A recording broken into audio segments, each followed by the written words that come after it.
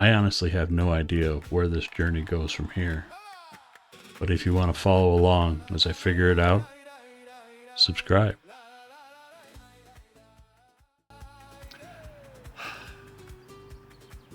Hello, Spain! How did I get here? I'm from the United States. I'm an American. And boy, what a journey I have had. And I can't wait to share that with you. So, come along. You're not going to believe what I've been through. Hello, everybody. I need to start this video off with saying that what I'm about to show you and tell you is not in any way, shape, or form medical advice. If you have similar conditions that you need to seek a professional, in that field. But I'm just showing you what I do and what I'm using and stuff like that. And but it's not in any way medical advice. So take it for what it's worth. So without further ado, let's get into this. I am 55 years old now. My birthday was May 21st. And oh, what a journey so far. I was in a severe car accident back in 2008, and I used to be a truck driver for many years before that. I was on my way home from a 12-hour plus shift of driving dump truck, and I had sleep apnea. And I fell asleep at the wheel driving home from work in my small mini Mazda Protege. Almost forgot the make and model. Mazda Protege. It was a tiny car, and I fell asleep, went into oncoming traffic, and I hit a tractor trailer head on. The other guy was not injured, thank God.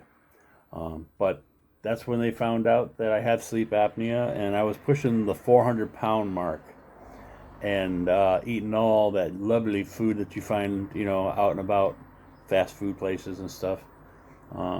So they put me on metformin, which is another discussion, but it's part of the reason, my belief, after a little bit of research, that I don't even think they prescribe it anymore, just in a different form, I guess. But I found out that metformin possibly blocks like any kind of B vitamins that your body needs for like nerve and stuff. But so this is what I'm trying to get to. Let me show you. So that, yeah, I have what's called peripheral vascular disorder. And on top of that, Spain's making my feet swell. I know my veins are popping out. There's like literally like no fat on my legs whatsoever. Can you switch back to me now? There we go. Whoa, not so close. Back up, buddy.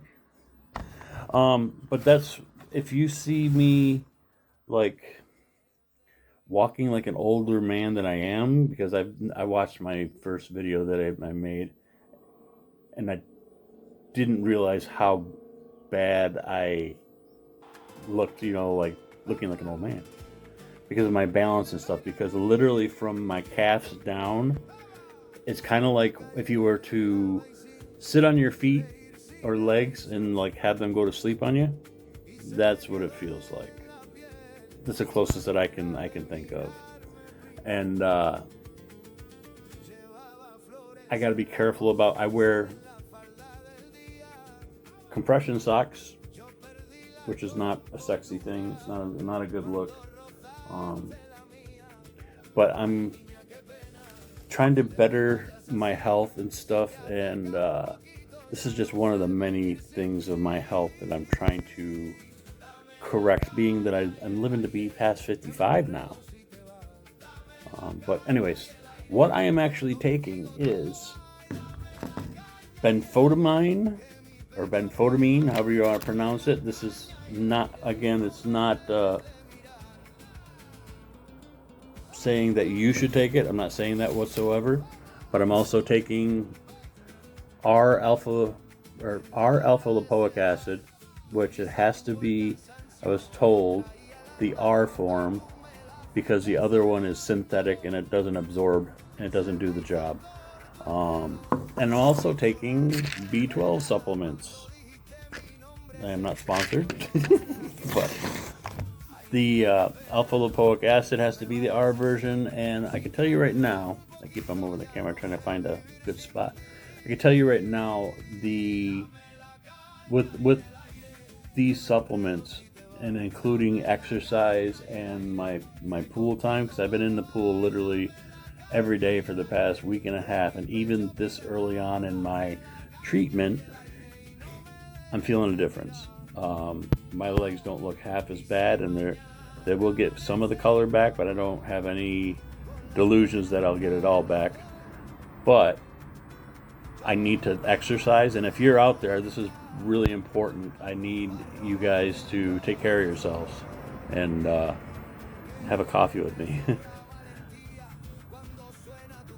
But I'm trying to, if anything I say can possibly help, not as advice, because I don't want to get sued and I don't want to give people the wrong idea.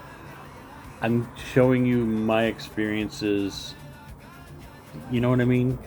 I don't want anyone to do anything without taking a medical advice first, and then go there, proceed there on your own accord, so to speak.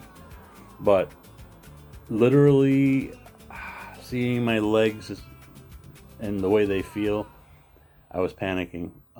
After the accident, I was so heavy that my poor body didn't have a chance. And I knew that if I didn't do something, like change my eating habits, because I used to drink like a 2 liter of Pepsi or Coke a day, not diet. And diet's not really any better, really. But literally, I haven't had any sugar since they diagnosed me with type 2 diabetes as well. I do wear a BiPAP at night, which is a next step up from a CPAP. So I got a lot of issues, people. So stick around. There's more. I believe, like in the next video, I'll probably touch a little bit on the GERD that I had, then being misdiagnosed for that. But today it's like with neuropathy. Peripheral neuropathy is what I have. I went to the doctors here in Spain, and I gotta say, my wife was with me because she's like my translator, and they zapped my legs in many spots, and literally from my calves, my ankles up are okay, but like where my feet, down by my feet, literally what they did was they took a probe and they stuck it to me, on my skin, and zapped in different areas. Did that up on my arms too, and the same amount of voltage. It felt like somebody sticking, if you were to stick your finger in a light socket or a plug-in socket, it was that bad. But when they got down to my feet, my muscles wouldn't even contract. I mean, I didn't even feel it. So not good in the feet. So I'm trying to take hold of my health and get this stuff turned around. That's one of the reasons I'm here, though, to try to walk more and exercise more. And I'm a procrastinator. So for me to actually do anything exercise wise and eat healthier, I am eating healthier. Trying to eat as much protein as I can because of I have muscle mass loss. Was it scarpenia or some crap like that? But if you have any of these conditions, let me know down in the comments of what's going on with you, and maybe we'll compare notes. But yeah, here in Spain, there's a couple reasons why I moved here. First of all, was because I married my wife and I didn't want to be without her. She had to come back, so I had to come back. And when I got here, it's like, well, Spain has the hotter climates, so that's going to be better on my joints as I'm getting older. Then if you look around, the obesity problem isn't as big a problem as it is in the United States. Because you look anywhere in the United States and you see big people like me and bigger. Here, not so much. Everyone's either biking, walking, jogging. It's very, very... Well, this is just the southern Spain. I'm not sure about the rest of Spain, but where we're at here, it's pretty healthy. And I know we're right next to the Mediterranean, and they brag about the Mediterranean diet, which I love seafood, so bring it on. I think I'm in the right place where anything I do, I have to get off my ass and walk, at least, and that's going to be huge for me. So if you're interested in following me along on my journey, come along, and let me know down in the comments what's ailing you. Do you have any? Because I have. Let's see. I have peripheral neuropathy,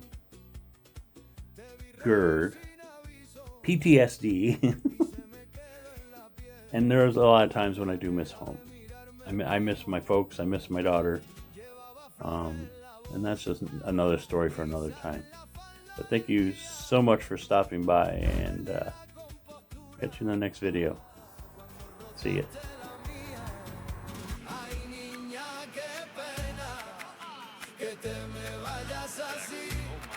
Si te acercas un poquito, ya no sé vivir sin ti.